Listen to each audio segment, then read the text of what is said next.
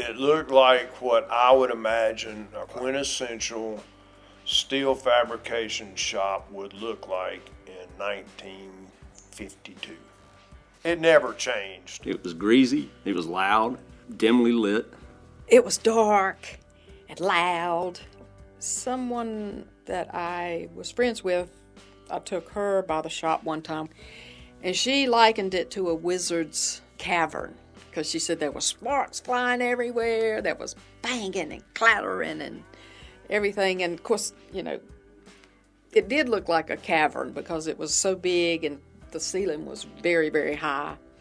But yeah, and there was all kinds of things in there.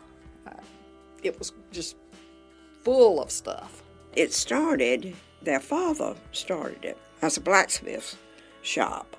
He had a sign outside saying, I could weld anything except a broken heart.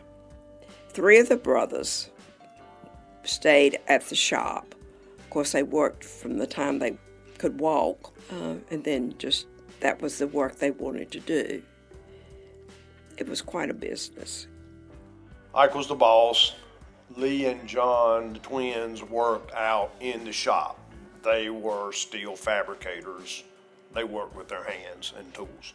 Ike was an engineer who did all the layout, the material purchases, put the plan together, you know, for their bigger projects and that sort of thing. John and Lee were kind of tough.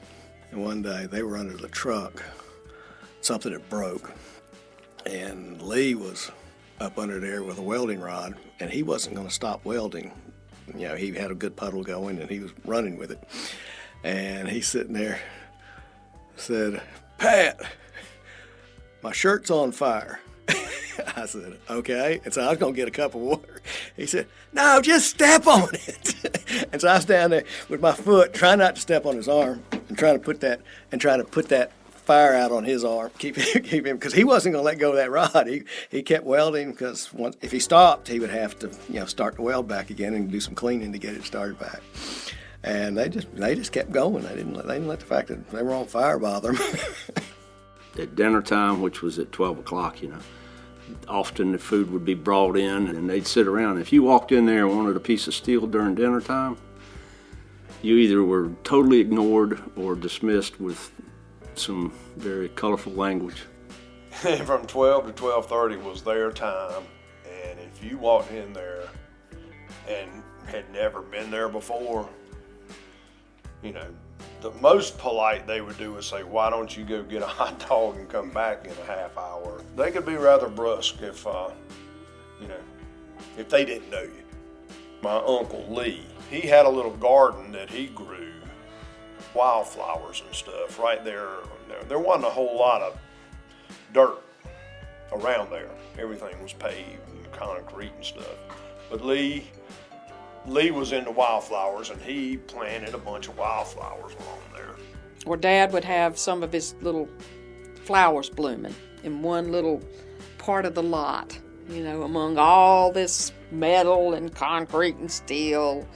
There'd be these sweet little flowers growing some. He'd say, oh, come up, you got to see my flowers that's come up today. You know, and there'd be a conversation about that. And they were just, you know, unique there.